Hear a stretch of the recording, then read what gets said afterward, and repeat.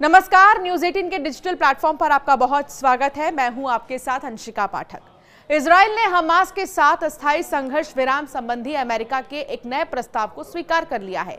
White house की press सचिव Caroline Leavitt ने कहा कि मैं इस बात की पुष्टि कर सकती हूं कि विशेष राजदूत विटकॉफ और राष्ट्रपति ने हमास को एक संघर्ष विराम प्रस्ताव भेजा जिसे इजराइल का समर्थन मिला है। कैरोलिन ने कहा कि बातचीत जारी है और हमास ने अभी तक प्रस्ताव की शर्तों को मंजूर नहीं किया है।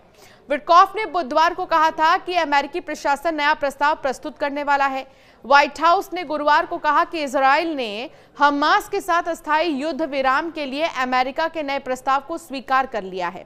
अमेरिकी राष्ट्रपति डोनाल्ड ट्रंप के विशेष दूत स्टीव विटकॉफ ने इस हफ्ते की शुरुआत में इजराइल हमास युद्ध को रोकने और हमले में पकड़े गए बंधकों को वापस करने के लिए एक समझौते पर मध्यस्थता करने में उसके बारे में उम्मीद जताई थी। ये भी जानिए कि आखिर प्रस्ताव पर हमास क्या कह रहा है।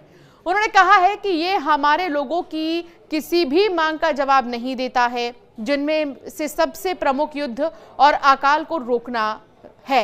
फिर भी उन्होंने कहा कि समूह प्रस्ताव का पूरी राष्ट्रीय जिम्मेदारी के साथ अध्ययन करेगा। हमास ने पहले कहा था कि वो विटकॉफ के साथ एक समझौते के सामान्य ढांचे पर सहमत हो गया है, जिसके बाद एक अस्थायी युद्ध विराम, गाजा से इजराइल की पूर्ण वापसी, सहायता का प्रवाह और उग्रवादी समूह से फिलिस्तीनियों की एक राजनीतिक रूप से स्वतंत्र समिति को सत्ता का हस्तांतरण होगा। बता दें आपको कि इजरायली प्रधानमंत्री नेतन्याहू ने युद्ध को खत्म करने से इनकार कर दिया था। जब तक कि सभी बंधकों को रिहा और हमास को खत्म नहीं कर दिया जाता, उन्होंने कहा था कि इजराइल गाजा को नियंत्रित करेगा और अपनी अधिकांश आबादी को उनकी इच्छा से प्रवास की सुविधा प्रदान करेगा। फिलिस्तीनियों और अधिकांश अंतर्राष्ट्रीय समुदाय ने गाजा की आबादी को फिर से बसाने की योजना को अस्वीकार कर दिया है। विशेषज्ञों का यह कहना है कि यह कदम अंतर्राष्ट्रीय कानून का उल्लंघन करेगा। तो दूसरी तरफ सीज फायर पर बातचीत के बीच गाजा में इजरायली एयर स्ट्राइक हुआ है, जिसमें 22 लोगों की मौत हो गई है। आंकड़े बढ़ भी सकते हैं। गाजा में एक घर पर इजरायली हवाई हमले में 22 लोग मारे गए हैं, जिनमें 9 महिलाएं और बच्चे शामिल हैं। दीर अल बलाह शहर में अल अक्सा शहीद अस्पताल के अधिकारियों के अनुसार यह हमला मध्य गाजा के शहरी शरणार्थी शिविर बुरेज में एक घर पर हुआ। इजरायली सेना ने इस संबंध में अभी तक कोई टिप्पणी नहीं की है। इससे पहले गाजा शहर के दाराज इलाके में एक स्कूल पर इजरायली एयर स्ट्राइक में कम से कम 20 लोगों की मौत हो गई और दर्जनों लोग घायल हुए हैं। ये स्कूल बेघर लोगों का सहारा बना हुआ था। रिपोर्ट्स के मुताबिक यहां कई परिवार बमबारी से परेशान होकर ठहरे हुए थे। गाजा पर यह हमला ऐसे वक्त पर हुआ है जब इजराइल ने मई की शुरुआत से ही गाजा में अपने मिलिट्री ऑपरेशन तेज कर दिए हैं। इजराइल ने कहा है कि उसका मकसद हमास की सैन्य और प्रशासनिक ताकत को खत्म करना और अक्टूबर 2023 में बंधक बनाए गए लोगों को वापस लाना है। स्वास्थ्य कर्मियों के मुताबिक हमले में महिलाओं और बच्चों की मौत हो गई है। हालांकि इजरायली सेना की ओर से इस हमले पर कोई आधिकारिक बयान नहीं आया है।